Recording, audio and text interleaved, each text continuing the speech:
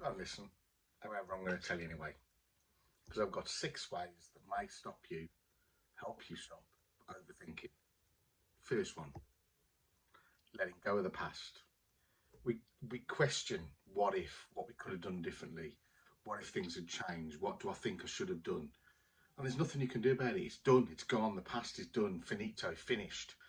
The only thing you can change is the meaning that you attach to that event. And really, that's something that's within your control.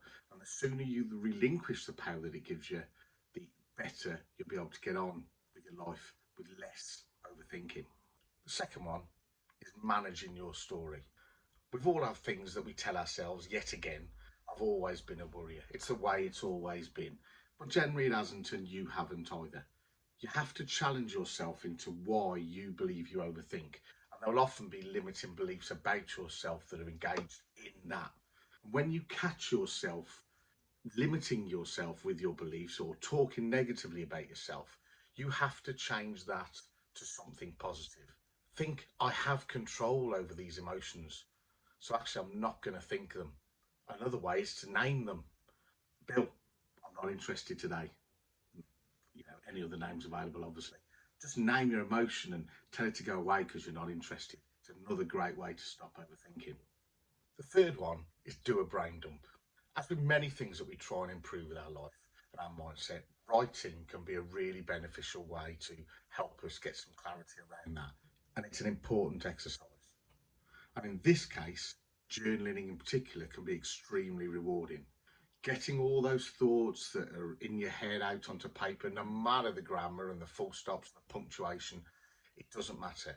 Put them on paper. That's my preferred way. Or get them in an app if that's your preferred way. Keep a notepad by your bed with a pen and paper. And when you're getting these can't sleep night moments where you're just overthinking things, scribble it down. It doesn't matter how you write it, or even if you can understand it in the morning, just get it out of your head. The fourth one is getting into nature. This is one of my favourites, and I really recognise when I haven't been in nature for a little while.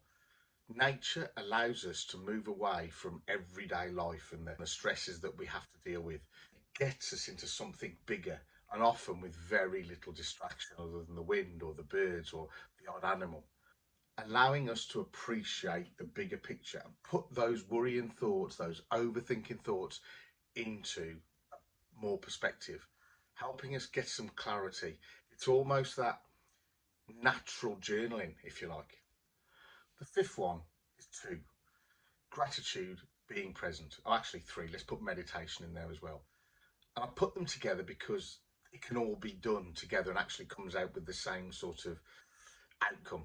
Stopping and taking time to be present, to be grateful, and to meditate in the moment. That doesn't necessarily mean sitting down and getting position and taking time out. It just means being in the moment through breathing exercises or focusing exercises can bring you to now.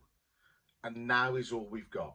There is no future promise. The past, as we've already said, has gone. There is only now. And this stops the mind from wandering off down the rabbit holes that we get, especially when we're scrolling, or just when we find a small problem that then becomes a huge problem because of our overthinking. And we worry about uncontrollable moments. So, in respect of gratitude, look around you. What are you grateful for now? What's happening now? And just sit there for a while and just let those thoughts, like passing traffic, clouds in the sky, just come on and go. The final one, accept or deny your thoughts. Remember, thinking is done by the most powerful part of our body, our minds. Many people don't actually relate it to our body and think this is the body down, this is the only bit that's worth looking after. In fact, this is the most powerful thing, and in my mind, the thing we should look after most. It's up to you whether you let a thought take hold. It really is. It's your decision. You have that choice. It may not feel like it, but you have that choice.